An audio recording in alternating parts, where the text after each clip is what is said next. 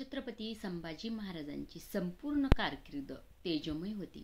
अगदी लहान असल्यापासून त्यांच्यावर अनेक संकटे आली. त्या संकटावर पाय रोखून उभे न राहता संभाजी महाराजांनी समर्थपणे झेपही घेतली. छत्रपती शिवाजी महाराजांनंतर स्वराज्याची धुरा सक्षमपणे आपल्या हातात घेऊन संपूर्ण हिंदुस्थानाला तोंडात बोट घालवायला लावणारा प्रचंड पराक्रम संभाजी महाराजांनी केला. छत्रपती शिवाजी महाराजांबरोबर किंवा त्यांच्यानंतरही अनेक मोहिमा संभाजीराजेंनी यशस्वीपणे राबवल्या. कोणत्याही मोहिमेत त्यांना कधीच अपयश आले नाही. छत्रपती संभाजी महाराजांना टक्कर देईल असा योद्धा तत्कालीन हिंदुस्थानात नव्हता. संभाजीराजे हे असामान्य व्यक्तिमत्व होते.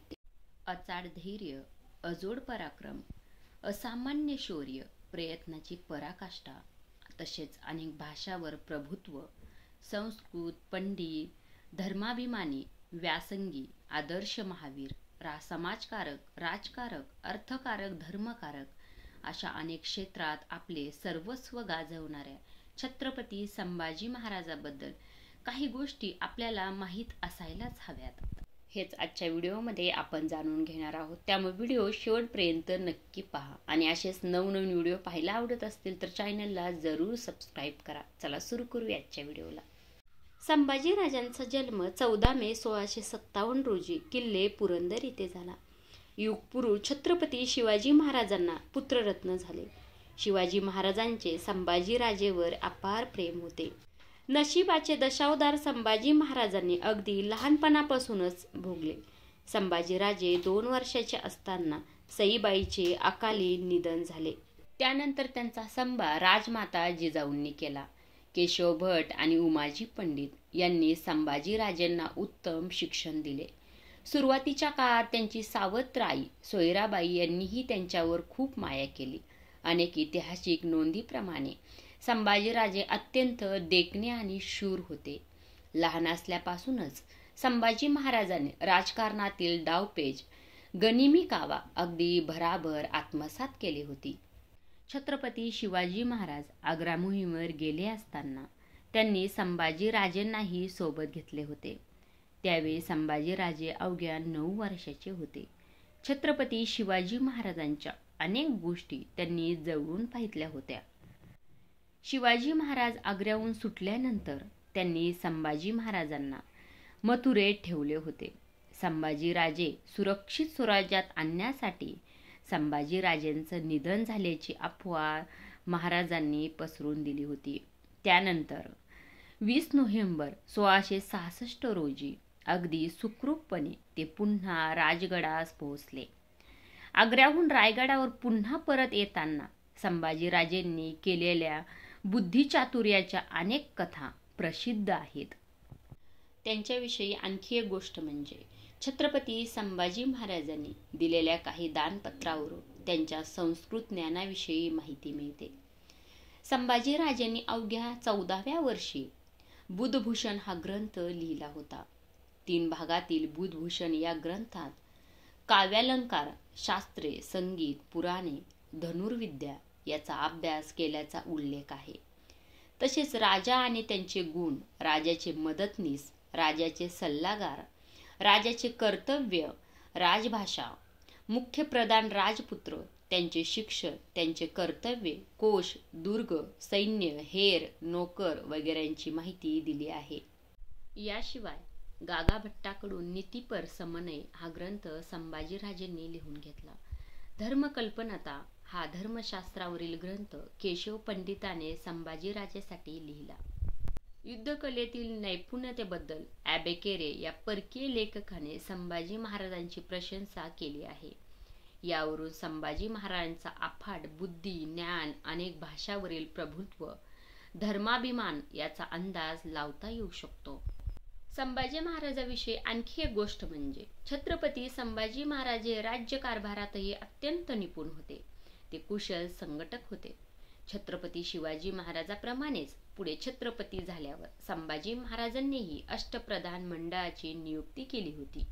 यामध्ये पंतप्रधान म्हणून निळपंत पिंगळे, चिटणीस म्हणून बाळाजी आवजी, सेनापती म्हणून हंबीरराव मोहिते, न्यायाधीश म्हणून प्रल्हाद निराजी, पंत सुमंत म्हणून जनार्दन पंत, पंडितावर दानाध्यक्ष म्हणून मोरेश्वर पंडितराव, पंत सचिव म्हणून आबाजी सोनदेव, पंत अमात्य म्हणून दत्ताजी पंत तसेच अण्णाजी दत्तो यांची नियुक्ती करण्यात आली होती. छत्रपती संभाजी महाराजाविषयी आणखी एक गोष्ट म्हणजे यांनी आपल्या पराक्रमाच्या जोरावर अल्प काळात मराठा साम्राज्याचा विस्तार आणि बचाव केला. मराठा साम्राज्याच्या 15 पट असणाऱ्या मुघल साम्राज्याची संभाजी महाराजांनी एक हाती लढा दिला. संभाजी महाराजांनी गनिमी कावा पुरेपूर वापरत औरंगजेबाला पुरते जेरीस आणले होते. संभाजी राजांनी आपल्या कार्यकाळात एकूण 120 युद्ध लढली. महत्वाचे म्हणजे संभाजी महाराजांनी 120 पैकी एकही लढाईत अपयश आले नाही. असा पराक्रम करणारे छत्रपती संभाजी महाराज हे एकमेव योद्धा होते. संभाजी राजांना टक्कर देणारा युद्धात तत्कालीन हिंदुस्थानात नव्हताच. ज्यावेळी छत्रपती शिवरायानंतर शंभूराजे छत्रपती झाले, संभाजी महाराजांनी सरसेनापती म्हणून हंबीरराव मोहिते यांची नियुक्ती केली. सरनोबत हंबीरराव मोहिते यांनी अचानक बुऱ्हाणपूरवर हल्ला केला. मोठ्या फौजफाट्यासह मराठी सैन्य 70 मैलाची मजल मारून एकाएकी बुऱ्हाणपुरावर चालून गेले. 3 दिवसापर्यंत मराठे लूट करत होते. जट जवाहीर, सोने, नाणे, रत्ने आणि मौल्यवान सामान घेतले. इतर जिन्नसाकडे त्यांनी लक्षही दिले नाही. भांडीकुंडी, काचेचे सामान, धान्य, मसाले, वापरलेले वस्त्र आदी सर्व लूट वाहून नेणे शक्य नसल्यामुळे तिथेच टाकून मराठ्याचे सैन्य निघून गेले. संभाजी महाराजांच्या दराऱ्यामुळे पुढील काही महिने त्या वस्तूला हात लावण्याची कुणाची हिंमत देखील झाली नाही. शहाबुद्दीन फिरोजंगने रामशेज किल्ल्यावर चाल करून गेला. हा किल्ला सहज हस्तगत करता येईल असा मुघलांचा समज होता. मात्र संभाजी महाराजांनी या किल्ल्यावर रसद पोहोचण्यासाठी खास तुकडी सैन्यात केली होती. मराठ्यांनी कडवी झुंज देत हा किल्ला 5 वर्षे झुंजवत ठेवला होता. छत्रपती संभाजी महाराजांविषयी ही माहिती तुम्हाला देखील माहीत असायला हवी. छत्रपती शिवाजी महाराजांचे धार्मिक धोरण संभाजीराजेंनी पुढे चालू ठेवले. अनेक देवस्थाने, मठ, सत्पुरुषांना वार्षिक नेमणुका पूर्ववत करून दिल्या गेल्या. संभाजी महाराजांनी संत तुकारामांचा मुलगा महादोबा यास वर्षानच दिले गेले. तसेच मोनी गोसावी, गणिराम वासुदेव गोसावी, कराडचे वेदशास्त्री, नरसी भट, शेषभट पूज्यमणी, कांदळगावचे अनंत भट, महादेव भट, महाबळेश्वरचे वेदमूर्ती रामभट, कराडचे शिवभट, नीलकंठ भट अग्निहोत्री, पावशेचे हरिभट पटवर्धन, रामचंद्र केशवभट पंडित, निंब येथील सदानंद मठाचे अनंतगिरी गोसावी यांना सडहस्ते मदत केली गेली. त्यांच्या व्यवस्था लावल्या. संभाजीराजेंनी चिंचवड, मोरगाव, सज्जनगड, चाफळ, शिंगणवाडी, महाबळेश्वर इत्यादी देवस्थानाचे व्यवस्थापन योग्य पद्धतीने चालावे यासाठी पूर्वीची वस्ती, इनामे व सनदा पूर्ववत केल्या गेल्या.